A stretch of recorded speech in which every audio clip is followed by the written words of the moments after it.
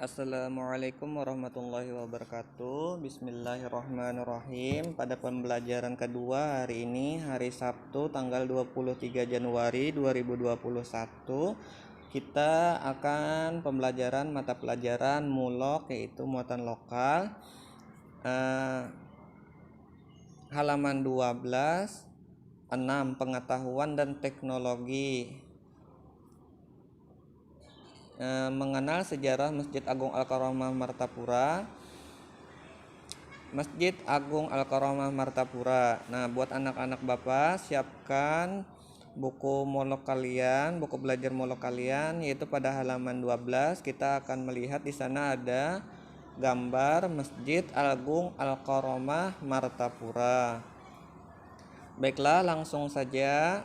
Masjid Agung Al-Karomah adalah masjid besar yang terletak di kota kita, yaitu Kota Martapura, Kabupaten Banjar, Kalimantan Selatan, dan merupakan masjid terbesar di Kalimantan Selatan.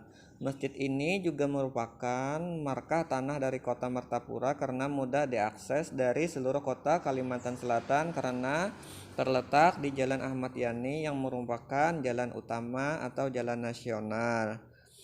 Dan gambar kedua kita bisa melihat gambar Masjid Al-Karomah pada zaman penjajahan Belanda. Sejarah. Sebagai pusat kerajaan Banjar, Martapura tercatat menjadi saksi 12 sultan yang memerintah. Pada waktu itu masjid berfungsi sebagai tempat peribadatan, dakwah Islamiyah, integrasi umat Islam, dan markas atau benteng pertahanan para pejuang dalam menentang Belanda. Akibat pembakaran Kampung Pasayangan dan Masjid Martapura, muncul keinginan membangun masjid yang lebih besar tahun 1280 Hijriah atau 1863 Masehi. Pembangunan masjid pun dimulai. Masjid Agung Al-Karomah dulu namanya Masjid Jami Martapura yang didirikan oleh panitia pembangunan masjid, yaitu Haji Muhammad Nasir, Haji Muhammad Thohir atau Datu Kaya, Haji Muhammad Apip atau Datu Landak. Kepanitiaan ini didukung oleh Raden Tumenggung Kesuma Yuda dan Mufti Haji Muhammad Nur. Menurut riwayatnya, Datuk Landak dipercaya untuk mencari kayu ulin sebagai suku guru masjid ke daerah Barito, Kalimantan Tengah. Setelah tiang ulin berada di lokasi bangunan, masjid lalu disepakati tepat 10 Rajab 1315 Hijriah atau 5 Desember 1897 Masehi dimulailah pembangunan Masjid Jami tersebut. Secara teknis, bangunan masjid tersebut adalah bangunan dengan struktur utama dari kayu ulin dengan atap sirap, dinding dan lantai papan kayu ulin. Seiring dengan perubahan masa dari waktu ke waktu, masjid tersebut selalu direnovasi, tapi struktur utama tidak dirubah. Malam Senin 12 Rabiul Awal 1415 Hijriah dalam perayaan hari kelahiran Nabi besar Muhammad Sallallahu Alaihi Wasallam, Masjid Jami Martapura diresmikan menjadi Masjid Agung Al-Karomah. Saat ini Masjid Agung Al-Karomah berdiri megah dengan konstruksi beton dan rangka atapnya terbuat dari baja stainless yang terangkai dalam struktur space frame.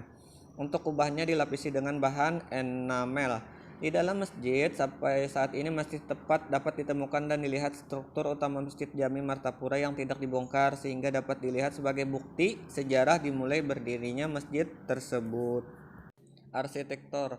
Dilihat dari arsitekturnya, bentuk Masjid Agung Al-Karomah Martapura mengikuti Masjid Demak buatan Sunan Kalijaga. Miniaturnya dibawa utusan desa dalam pagar dan ukurannya sangat rapi serta mudah disesuaikan dengan bangunan sebenarnya sebab telah memakai skala. Sampai saat ini bentuk bangunan masjid menurut Kiai Haji Halilur Rahman, Sekretaris Umum Kepengurusan Masjid, sudah 3 kali rehab dengan mengikuti bentuk bangunan modern dan Eropa. Sekarang Masjid Agung Al-Karomah Martapura terlihat lebih megah meski bergaya modern.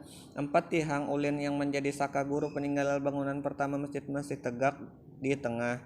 Tiang ini dikelilingi puluhan tiang beton yang menyebar di dalam masjid. Arsitektur Masjid Agung Al-Karomah Martapura yang menelan biaya 27 miliar pada rehab terakhir sekitar tahun 2004 banyak mengadopsi bentuk Timur Tengah seperti atap kubah bawang dan ornamen gaya Belanda. Semua atap masjid berbentuk kerucut dengan konstruksi beratap tumpang bergaya masjid tradisional Banjar. Setelah beberapa kali rehab akhirnya berubah menjadi bentuk kubah. Bila arsitektur bangunan banyak berubah, namun mimbar tempat khatib berkhutbah yang berumur lebih 1 abad sampai sekarang berfungsi. Mimbar berukiran untayan kambang dan berbentuk panggung dilengkapi tangga sampai sekarang masih berfungsi dan diarsiteki Haji Muhammad Musyafa. Pola ruang pada Masjid Agung Al-Karamah juga mengadopsi pola ruang dari arsitektur Masjid Agung Demak yang dibawa bersama dengan masuknya agama Islam ke daerah ini oleh Khatib Dayan.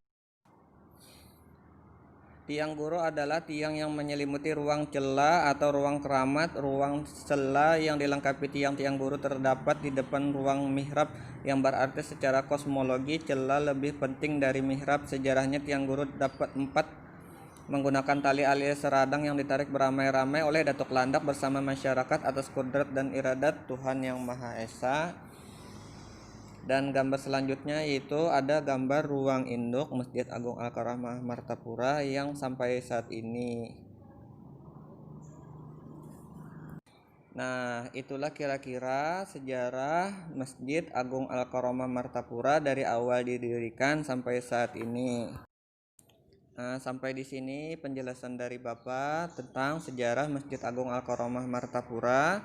Semoga anak-anak Bapak bisa memahami dan mengerti isi dari penyampaian Bapak.